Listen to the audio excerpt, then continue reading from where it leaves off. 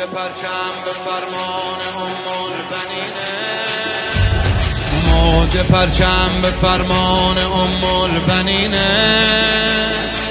اشک نم نم به فرمان البنینه وقتی عباس به فرمانش شک نکن پس کل عالم به فرمان البنینه به فرمان البنین اب بارون میشه به فرمان البنین ماه پیدا میشه کسی که فلج هم به دنیا اومد تو حرم به فرمان البنین پا میشه نظر سال هیئتو تأمین میکنه فردای من و تو رو تضمین میکنه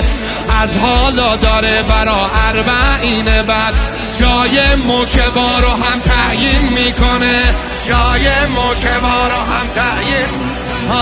یا ام البنین یا ام البنین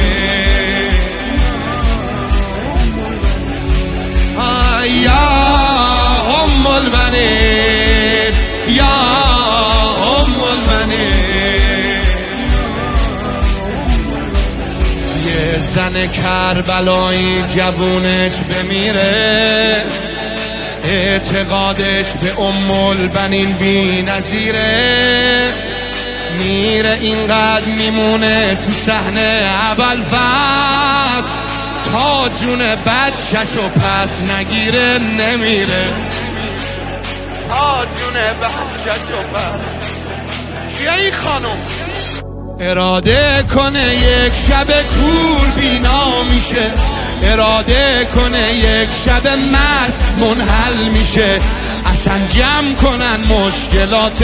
همه عالمو اراده کنه یک شب